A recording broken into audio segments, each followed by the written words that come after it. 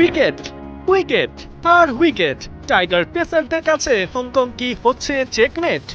আরে না, এ দেখি রিভিউ লস, এ তো রান আউট মিস। হংকং এর বিপক্ষে টাইগাররা হঠাৎই কেন নির্বিষ? আবুধাবিতে শুরুটা ছিল কিছুটা এমনই মিশ্র অনুভূতির। টস জিতে লিটনের ডিসিশন ফিল্ডিং। যেখানে আগের ম্যাচেই আফগানিস্তান ব্যাটিং নিয়ে হংকংকে ধরাশায়ী করেছিল, সেখানে বাংলাদেশ কি ভুল করলো? হংকং ক্যাপ্টেন ইয়াসিন মুর্তজার কণ্ঠেও একই সুরের প্রতিধ্বনি। ব্যাটিংটাই নাকি চেয়েছিলেন তিনি।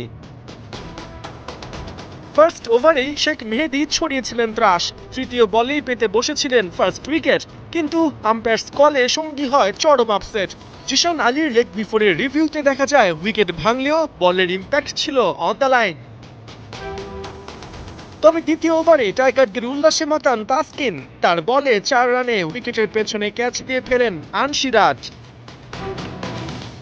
এদিন স্লো আউটফিল্ডে শুরুর দিকে বাউন্ডারি আদায় করতেই বেগ পেতে হয় হংকংকে। হৃদয় রান আউটের সুযোগ মিস করেন তৃতীয় ওভারে।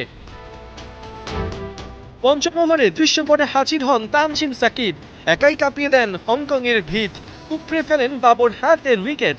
পাওয়ার প্লেতে হংকং এর টোটাল দাঁড়ায় 2 উইকেটে 34 রান। পাওয়ার প্লে শেষ হতেই হংকং এর 4 ছক্কার ছড়াছড়ি, যেটা লিড দেন জিশান আলী।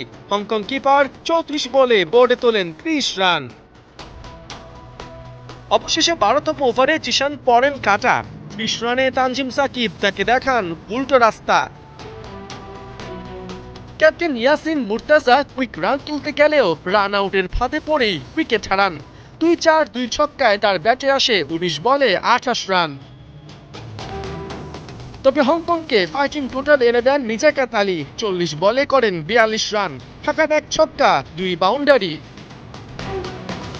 টাইগার পেসারদের দাপুটে এ যাত্রায় সামিল হয়েছিলেন রিশাদ হোসেন। পরপর 2 বলে তুলে নেন নিজাকাত আর কিঞ্চিত শার উইকেট।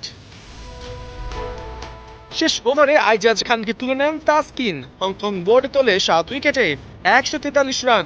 তাসকিন, তানজিম সাকিব আর রিশাদ প্রত্যেকেই 2টি করে উইকেট পান।